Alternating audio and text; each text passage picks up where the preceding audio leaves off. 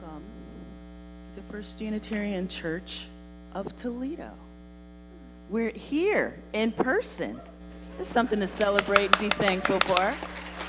And some people are online watching us.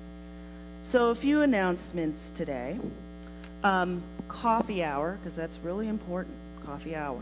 If you are uncomfortable being with people without a mask, as I am right now, then you can stay in here. And if you want to get closer to people, you've been vaccinated and all of that, you can go to Fellowship Hall, where you will be served coffee, okay? You're not self-serve this morning. Also, announcements. We ask you to donate as you can to help. We are doing some helping for some families. We have 3 families that have requested, and they all are 3 families of 4 or 5 people each. As a guideline, the cost for food is estimated as $25 per person. The cost of the gifts is suggested as $50 per person. If you can help, please send a check made to First Unitarian Church of Toledo to arrive by Monday, December 6th, with Christmas families on the memo line. We will purchase gift cards for our families and deliver them to Sylvania Family Services. Any gift, large or small, will be extremely welcome. And should we collect more than we need for the 3 families, we will consult the Sylvania Family Services about helping an additional family. Thank you for considering this important holiday tradition to help others in need while giving ourselves the gift of giving. And this is a message from Chris Stockwell and Luann Bilstein.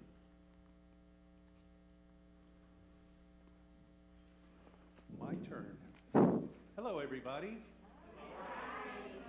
I have a couple of announcements to give. The first is, if you remember, we take part in an annual Sunday evening Thanksgiving service with the Beverly Cluster of Congregations. This year, that will be online only. It will launch on our YouTube channel and most likely on our Facebook pages as well at 5 o'clock today. And I just think it's a strange little service this year because it is only Pastor Ed Heilman and I presenting the entire service in 33 minutes with 2 sermons. So you might tune in and see how it's a curiosity to you. But actually, I wanted to take part of the announcements time for some announcing of what has changed in this room during the coronavirus time. Some of you accustomed to sitting in the back, where now we have our tech bay, might be less than pleased about that. But we put the tech bay there because that's where the cabling for our PA system leads. And it keeps that in the back and out of the way, so there's less obtrusiveness into the sacred atmosphere we hope to have with an in-person service. It also means that we eliminated the children's play area on the other side, providing chairs there. With there being outside of the sanctuary childcare and an anticipated return to having children's religious education in our RE wing, at the same time we have a service in here. There are places for children to be learning and supervised. And of course, you're certainly welcome to sit together as a family, and we do have busy bags there that they can take to sit and play with some things from the bag.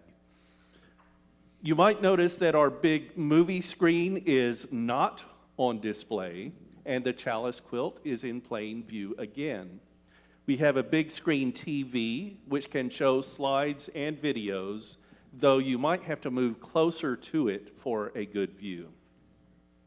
Our In the Sanctuary services are shown on our YouTube channel. At the moment, all of our cameras are in the back of the sanctuary, but we might put some up front as unobtrusively as possible. Right now, there's the possibility that people watching might see the back of your head in some shots. If we get to a view of the congregation, we'll set it so there's a no camera area so those who don't want to be seen on our live streams won't be. I want to express great appreciation to our tech crew, to Arun Nataraja, who is in charge of our streaming, and he could use some volunteers to help out there as he's been here almost every week. Spelled a few times by Tina Baker, who has fled to Florida for the winter. And to Tom Sheehan, who has been our chief photographer and camera coordinator, and camera operators Krista Schneider, Robin Stone, Derek Inch, and Nicole Johnson. And the sound folks, Eric Sills taking the lead in arranging that, including donating some equipment, and David Strickler on the soundboard for many Sundays, as well as volunteers Patrick Keys, Michael Davison, and Aaron. Oh, I'm blanking on Aaron's last name. Aaron Meyer. If you'd like to volunteer as a tech crew member, please see me. We really need more people. The training is easy, though some of the work is done through your building skills, and you help your church. We're not aiming for the quality of churches that buy TV time and use paid staff rather than volunteers. We just want to have a good service and have it be a little bit better than one camera looking like it's a security monitor making sure I don't run off with the offering. And you can have some fun and learn some tech. Related to that, but this was in the planning before COVID-19 came to us, we installed more lights to cover the chancel area, and we improved the lighting over the pews in the sanctuary too, so it's a bit brighter, and you might actually be able to read the hymn lyrics when we get to sing them again. I also want to draw your attention to our Pew Literature. We have new pieces there, good for members as well as visitors. First, we've revised the yellow cards. There it is, which are now for our information cards. They still have the questions for visitors on this side, but open it up and you can read about ways to be involved for everybody, not just visitors. Please be inspired and consider how you might give back to your church in addition to pledging. Then we have added a contact card, ways to connect with First Unitarian, including the general Wi-Fi password, which has changed from the one we had before the pandemic, and the Zoom general meeting number. Please don't share that generally, but I know that it helps to have a printed one. On the other side is a photo of the chalice quilt taken by Tom Sheehan. Feel free to take this card home. We have many more we can put in the pews, and the card might help if it's on your refrigerator or at your work from home desk. There's a bookmark if you need one with the Unitarian Universalist principles and purposes, and mine fell to the floor. And Ann Strickler made me aware when we were repurposing several that had the older language for the second source before our congregation initiated the change to the term words and deeds of prophetic people, that there was a stack with the new language, so we kept those to put in our Pew Literature. And there are two offering-related pieces. A green card, so you who give online can participate in the plate offering when we do start to pass the plate again, and we're not passing it yet. We have a bucket next to the welcome table, and we ask you to make your offering as you leave the sanctuary today. You're also certainly free to give real money on Sundays in addition to your electronic contribution. And there's an envelope if you want to give cash, but have it noted as a contribution from you, such as for your pledge or a special collection. And we have brochures too, related to joining and belonging. So there are brochures that are appropriate for members and visitors. Is that enough to read when you're distracted from my sermon? I hope so. Again, welcome back. If you want to know about even more changes, look for our September 19th service on YouTube. My sermon then was Building and Grounds, a Virtual Tour. We're excited to have you back, and we'll continue to make changes. That includes, I hope, a new capital campaign soon that will be dedicated in large part to improving accessibility throughout the building and renovating the sanctuary so we'll have more flexibility in this room, in part by replacing the pews with movable chairs and making the chancel one level and accessible by a ramp. But that's in the future, and we are finally here now, still in the midst of the coronavirus pandemic, but our COVID-19 task force and the board think we can safely reopen if we continue to take precautions. I'll note that these decisions were made when the number of cases was getting lower. We were almost back to Code Orange, which is 25 cases or less per 100,000 population. It had gotten as low as 27 cases, but then another upswing came, and today, when I looked, we were at 41 cases per 100,000. I have already heard this reported as the fourth surge. After the initial outbreak in spring 2020, then a spike that fall, was it?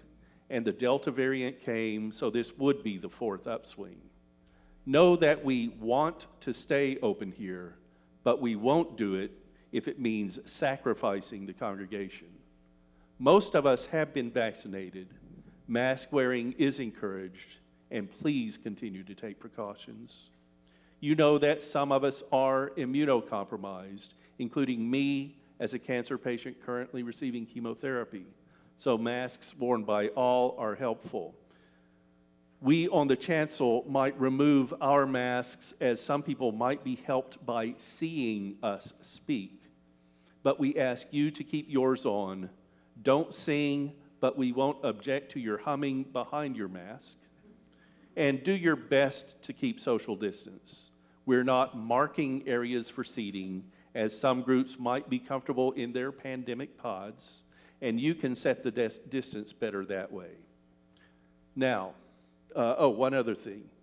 You'll also notice at the welcome table little bottles of hand sanitizer.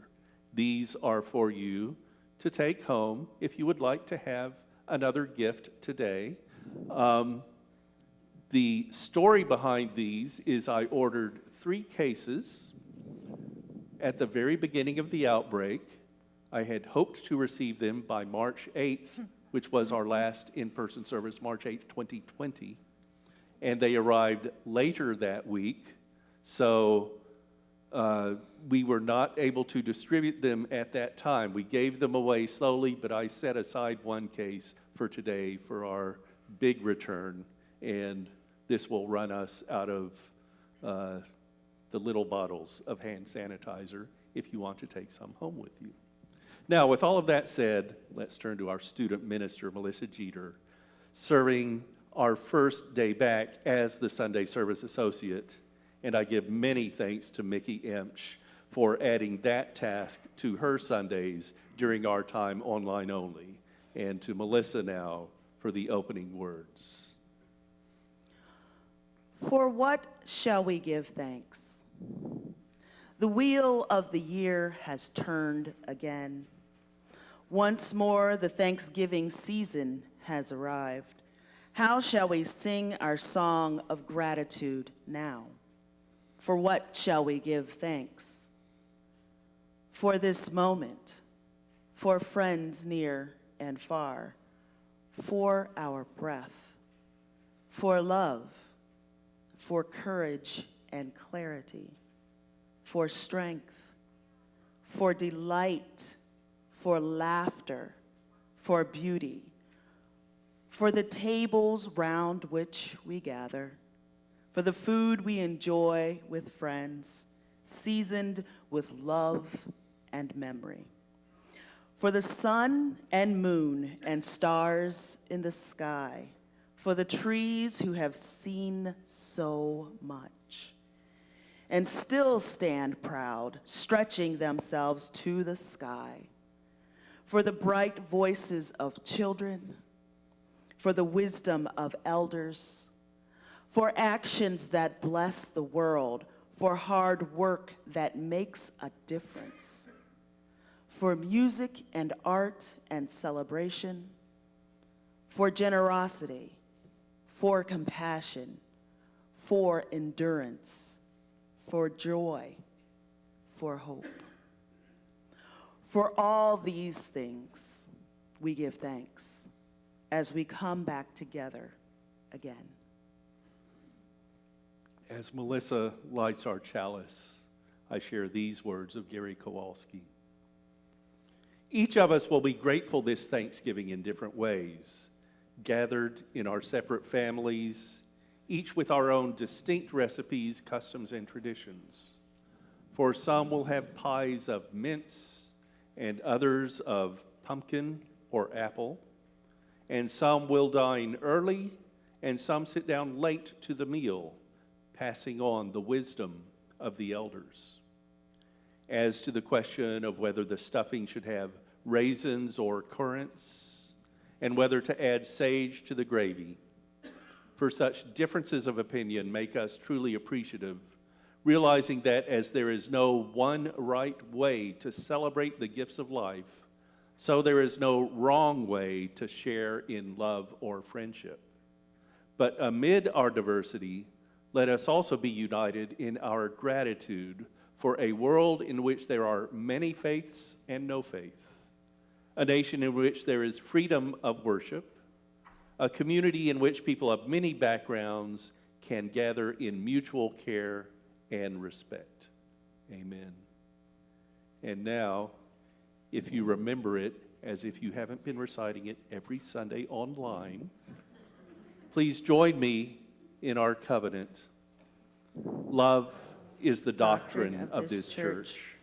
The quest for truth is its sacrament, and service is its prayer. This is our great covenant, to dwell together in peace, to seek the truth in love, and to help one another. And I also, because this is our first time back, I want to share our land acknowledgement. We give thanks for the earth we are on at First Unitarian Church of Toledo and to the people who were here before us.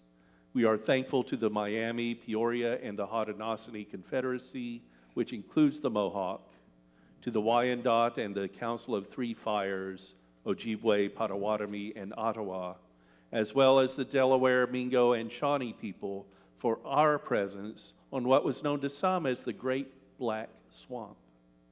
The Kickapoo and Fox people also have ties to this area. We know that the swamp, which includes where Toledo is now, became United States territory and was settled by white people in large part because of the Battle of Fallen Timbers here in 1794, which enabled U.S. occupation of the Northwest Territory. A year after that battle, Native Americans were sent to live here as part of a treaty with the young United States when the U.S. wanted to take better land where the Native Americans had lived. In 1794, there were not 5,000 people in what would become Ohio. But 25 years later, there were about 500,000. And the U.S. had taken over the Great Black Swamp and exiled the Native Americans, sending them west. So unwanted land that was said to be too wet to support good community or farming, the Great Black Swamp, was developed and became our home. We are grateful that now Greater Toledo is a compassionate region where people of multiple backgrounds and origins live largely in harmony today. Now, friends, I want to invite you with this ritual at our return to feel your way into this beloved sanctuary. Feel what it is to sit in these pews again or for the first time. Feel what it is to be sheltered by these walls again or for the first time. Feel what it is to experience being with many other beating hearts and the presence of loved ones around you again or for the first time. Today we officially return to our sanctuary after 21 months away. 21 months. That's a year and 2/3 just about. We are different now. Our bodies have changed. Our souls have suffered and stretched. Our hearts have grown and broken and grown some more. We are different now. Our community has changed.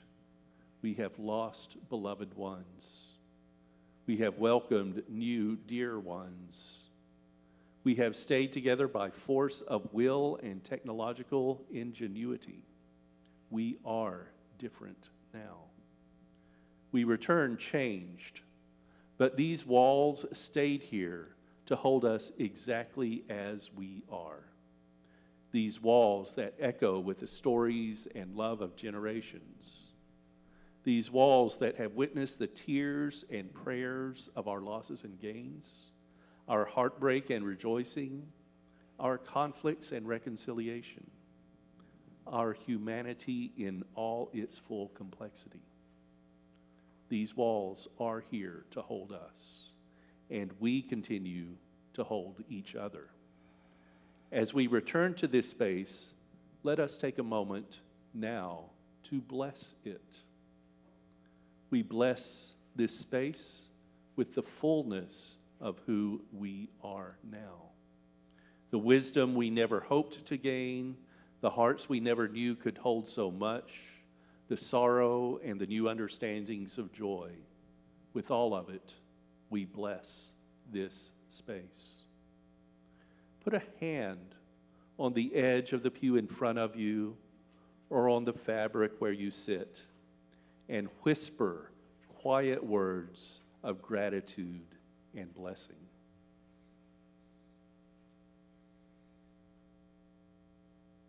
With gratitude for its sheltering walls, with all of who we are, with hope for who we may yet become, we bless this space. Hymn number 1 in our gray hymnal has these lyrics by Louis Untermeyer. May nothing evil cross this door, and may ill fortune never pry about these windows. May the roar and rain go by. By faith made strong, the rafters will withstand the battering of the storm. This hearth, though all the world grow chill, will keep you warm. Peace shall walk softly through these rooms, touching our lips with holy wine, till every casual corner blooms into a shrine. With laughter drown the raucous shout, and though these sheltering walls are thin, may they be strong to keep hate out and hold love in. Now let's listen to our opening hymn, which is number 322. I'm sorry. Thanks be for these. It's 69. That is my welcome back. We miss you all very much. It will be hymn 69. Hymn 69. Give thanks.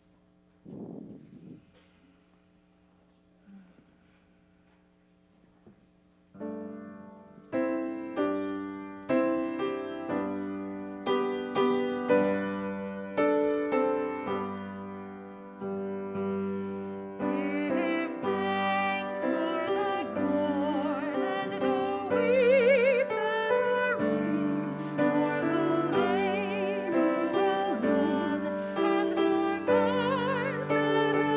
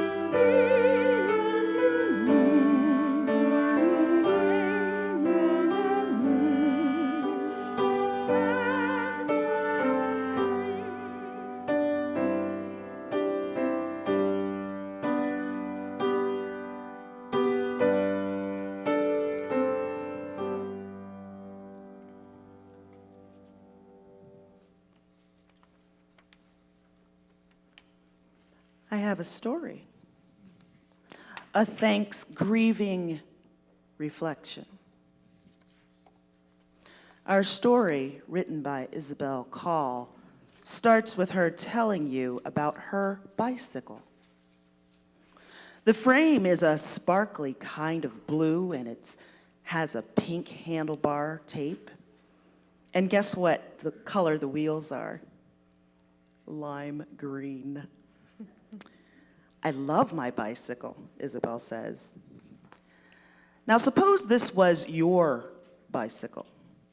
And suppose one day you biked to school and totally forgot to lock your bike when you got there. And then, when it was time to leave, you went outside and to get on your bike, and no bike. It was stolen. Okay, so you had to get a ride home and figure out how to get to school from now on. Then, in art class the next week, someone brings in a sculpture of a turkey they've made. It has a sparkly blue body made of pieces of metal, a big round tail with a lime green circle around it, pink feet curving underneath it, and a bicycle seat for a head.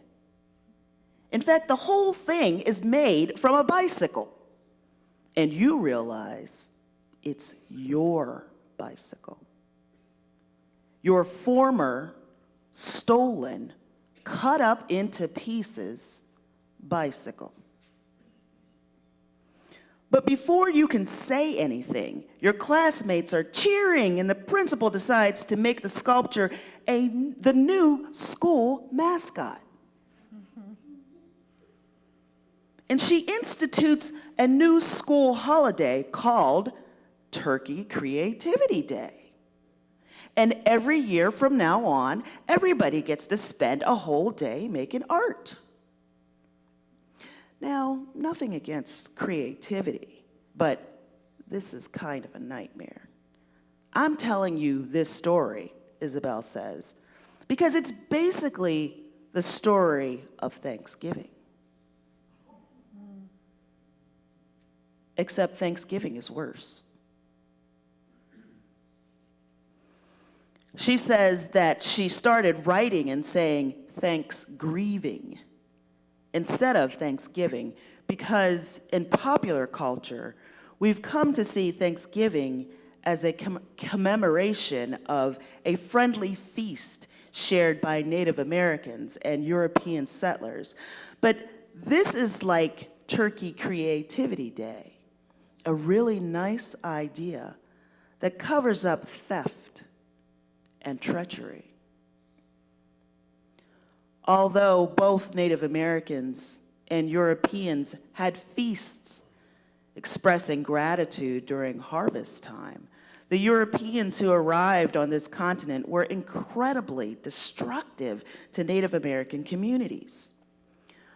The Wampanoag Man, often celebrated as a friend to the Pilgrims, Tisquantum, spoke English because traders had enslaved him and forcibly taken him to England. When he finally escaped and made his way back home, his community had all died from smallpox. His captors had left behind.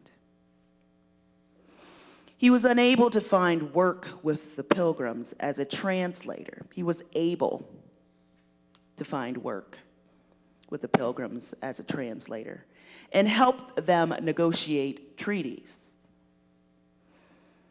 But as we know, treaties between European settlers and the indigenous residents of America have not been honored by the new arrivals. And although there's some evidence of a shared meal between Europeans and Wampanoag people in 1621, the holiday may actually have started a few decades later, in May 1637, when English and Dutch mercenaries attacked the Pico tribe. They killed over 700 people, and the next day, the governor of the Massachusetts Bay Colony declared a day of Thanksgiving in celebration. Since then, various governors and presidents called for days of Thanksgiving to commemorate various events, but it didn't get formalized into an annual holiday until Abraham Lincoln chose a Thursday in November in 1863 to celebrate Civil War victories. Now, nothing against gratitude, but the legacy of Thanksgiving is a nightmare. The 400-year-old story we've heard about harmony between people of different backgrounds just isn't true. The United American Indians of New England have commemorated a national day of mourning every fourth Thursday in November since 1970.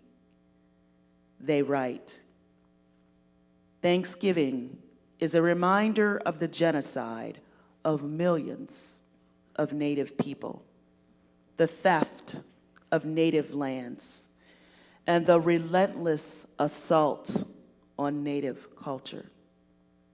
Participants in National Day of Mourning honor Native ancestors and the struggles of Native peoples to survive today. It is a day of remembrance and spiritual connection, as well as a protest of the racism and oppression which Native Americans continue to experience. It may be uncomfortable to hear this as you prepare for your Thanksgiving festivities. We celebrate Thanksgiving because gratitude is essential to human life. But grief is essential for our healing. History of violence. It's really hard to be thankful and sorrowful at the same time. But this is life. Sometimes joy and sorrow come together.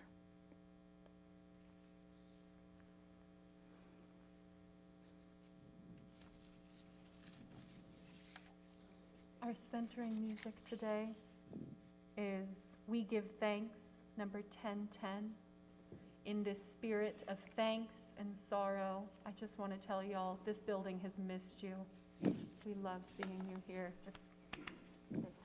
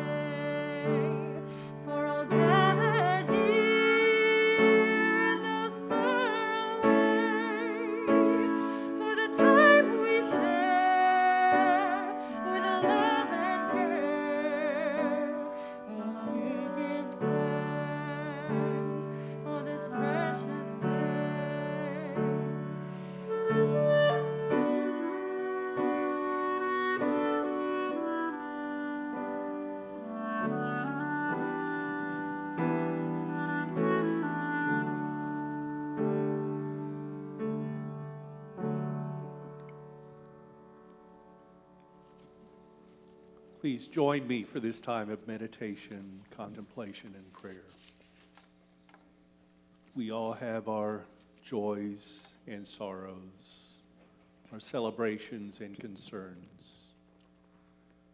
We think of loved ones near to our congregation who have died recently, especially Dan Ferguson, whose memorial service will be today at 3 o'clock at Christ Presbyterian Church.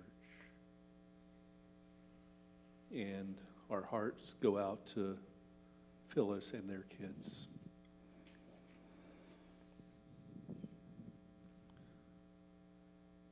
For some of us, a verdict of acquittal for a murder trial in Wisconsin is not sitting easy with us.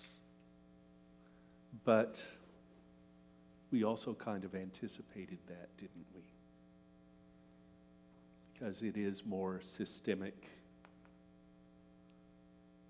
and the differences in state laws.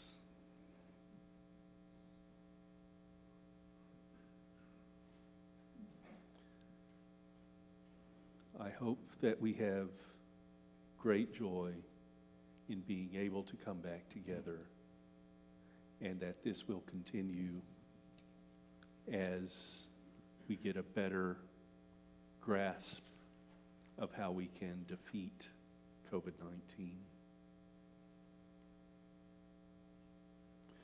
I share this prayer for holidays with families by Suzanne in Trilogator.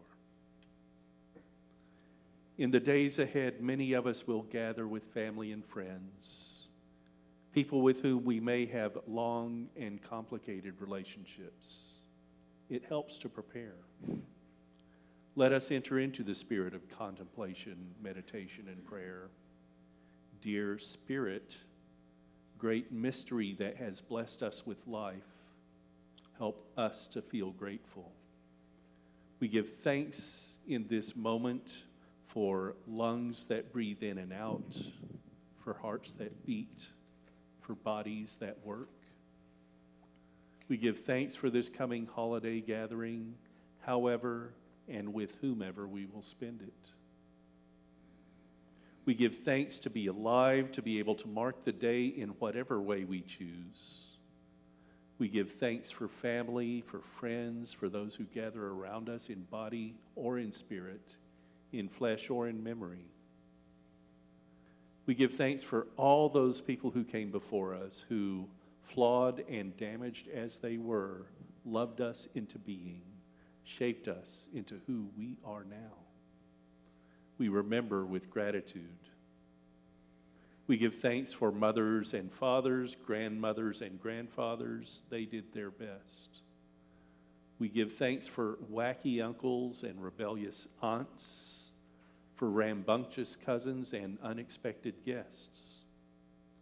We give thanks for long car rides, dashes through airports, and endless rounds of Monopoly.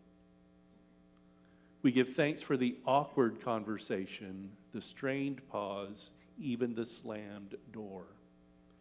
We give thanks for disagreements that forced us to grow and move and evolve. We give thanks for all of it. All of it.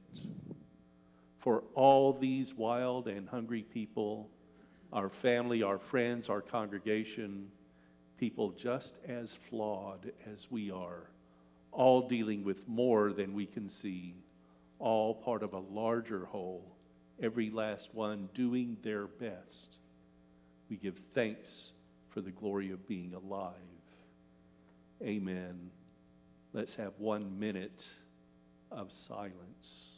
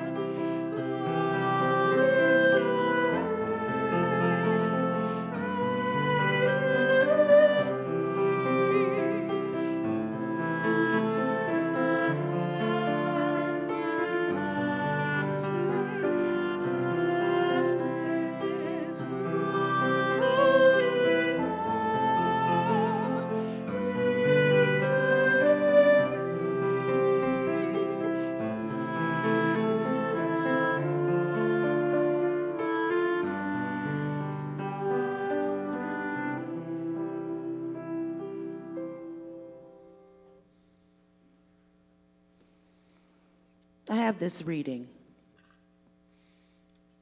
Who is freedom for? We gather at Thanksgiving, in some sense, to retell the creation myth of our country. In this myth is our very best and our very worst. A boldness, a care for the common good, a wish to say we before I. Yet, from even before the first Thanksgiving feast, it's a story of theft and violence, and a ruthlessly narrow definition of who we really means. The colonists had come seeking freedom, and in that we identify with them. But it was freedom only for themselves. In every generation forward from that day to this, the people living in this land that became America struggled always with the question, who is freedom for? Black persons were taken from their native Africa to become slaves. Immigration laws were written explicitly to prohibit non-Western Europeans. Women could not vote even a century ago. In many states right now, gays and lesbians can be legally fired or evicted merely for not being straight. Refugees knock and, in response, voices call to bar the door. The Universalist minister Clarence Skinner wrote a century ago, "The fight for freedom is never won. Each generation must win for itself the right to emancipate itself from its own tyrannies, which are ever unprecedented. Therefore, those who have been reared in freedom bear a tremendous responsibility to the world to win an ever larger and more important liberty. So may it be for us. We are the inheritors of our liberty, won with sweat and labor and blood of generations before us. May we be a people committed to winning an ever larger liberty for the generations that follow. Who is freedom for? May we answer today and always, every one of us.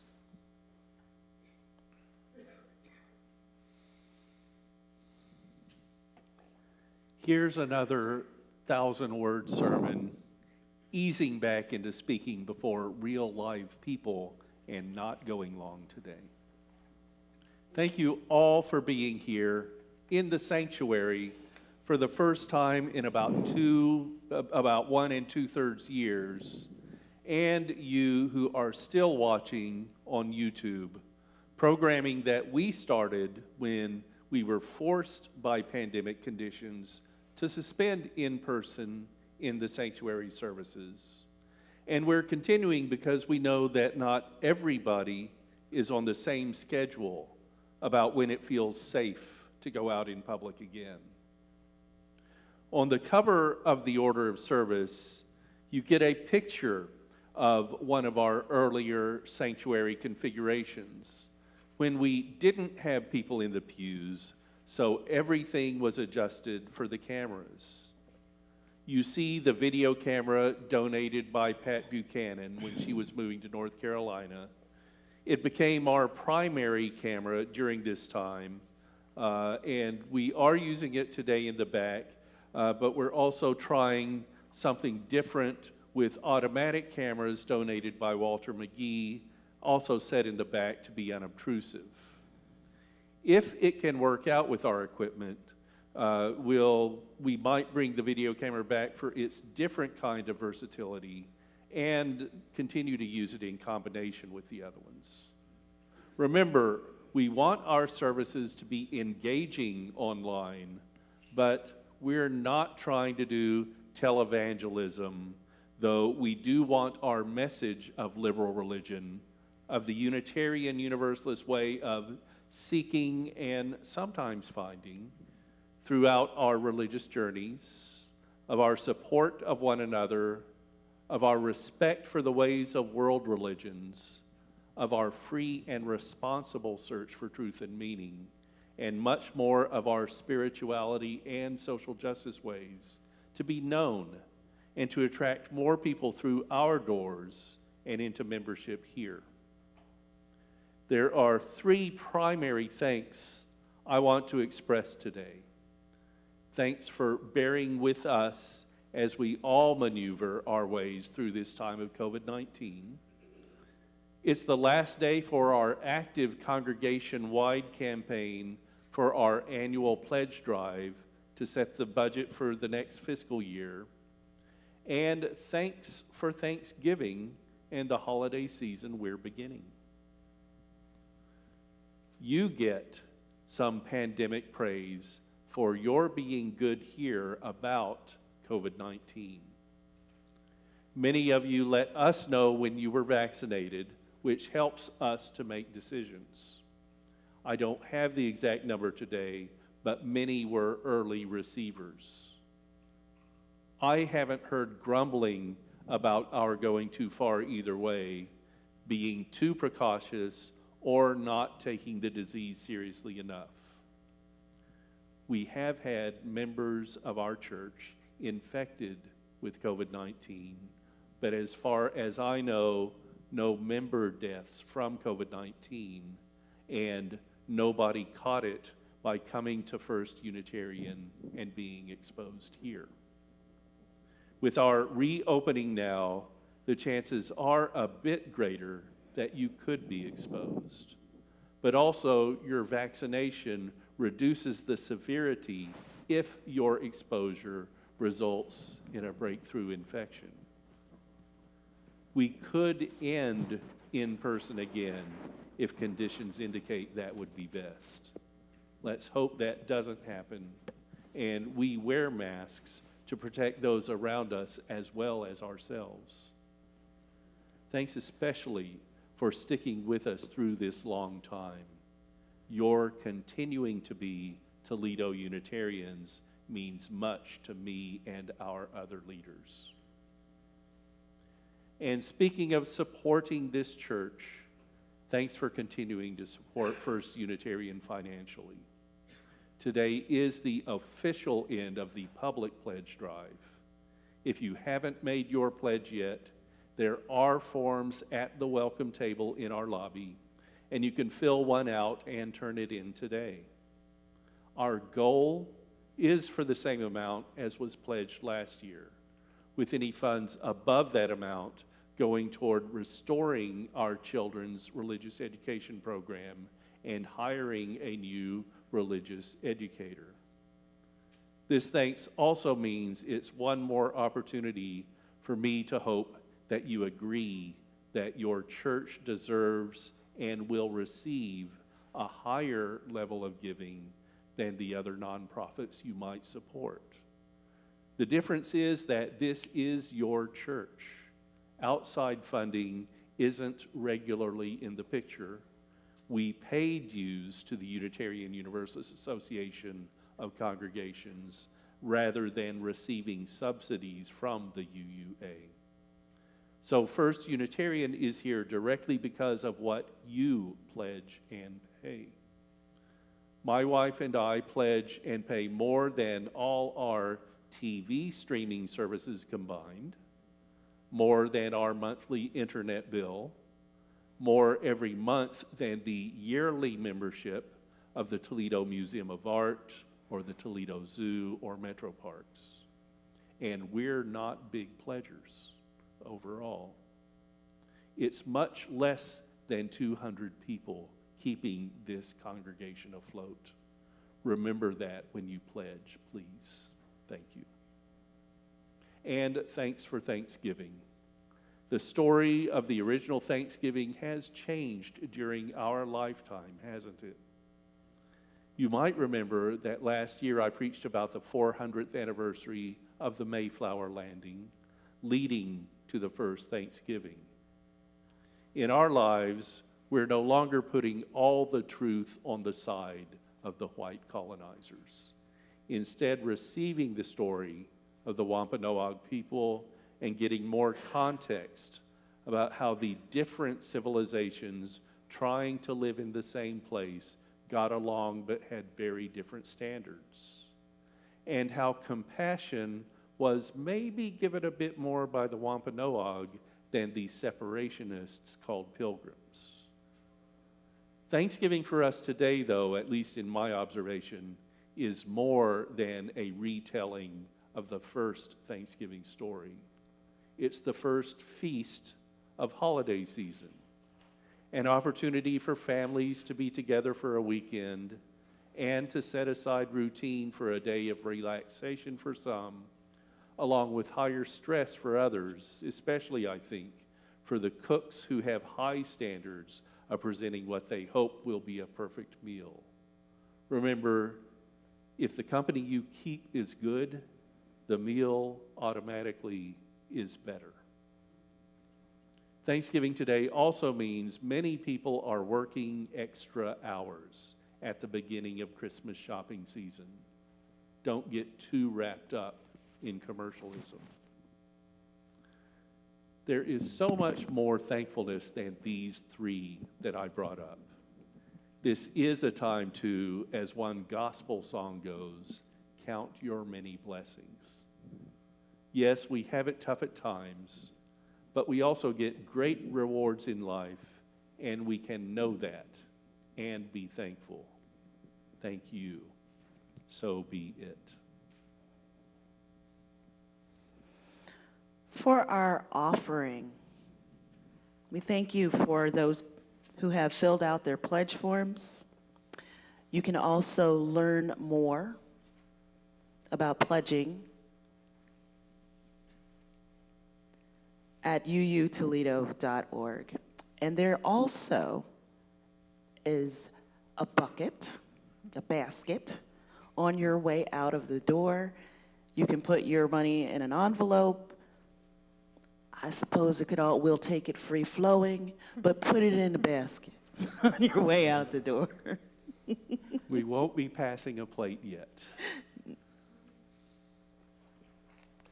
Now, for coming soon, next week, November 28th at 9:45, our Spiritual Adventures Forum will be on Zoom. Tune in at home if it gives you time to drive to our in-person service, or come here early and tune in on your smartphone or tablet in Fellowship Hall or an unoccupied meeting room. Then at 11 a.m., I'll lead our In the Sanctuary service, also available at the same time on our Toledo Unitarians YouTube channel, on Season's Greetings, as it will be both the beginning of Hanukkah for Jewish people and the first Sunday in Advent for the Christians. And today, after the service, we'll have coffee hour. Our kitchen leader, Carla Logan Smith, will serve coffee and other beverages rather than this being a serve yourself time. And she'll add sugar and cream upon your request. The only food will be prepackaged individual items. And I have to interrupt and note that I typed a wrong word into the script. It's Carla Logan Mercer. Carla Logan Mercer.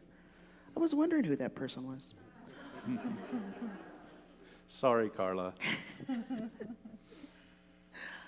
I have these closing words. Blessing of gratitude, celebration, and support. Today, we are thankful for you and what you bring to our church. Your spirit talents, generosity, imagination, dedication, and pledges. Reaffirm our fellowship and create our beloved community.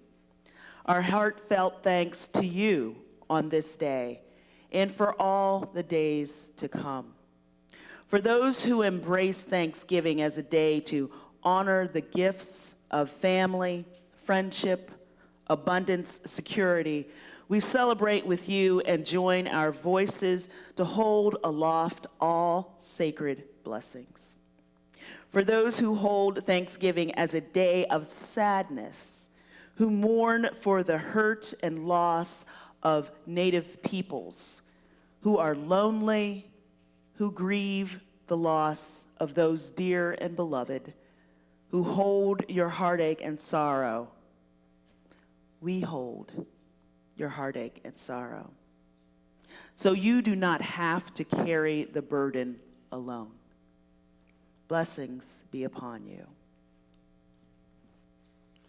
Today, as we extinguish our chalice, we send the flame into this room in gratitude for your coming back to church on the first day we feel it's safe enough to reopen. May the flame do in a safe way what fire can do: inspire, light the way, even cleanse. And for this flame, may it do no harm. Now that you've come back, take a part of the figurative flame with you into your homes and into the community, and spread Unitarian Universalism like fire.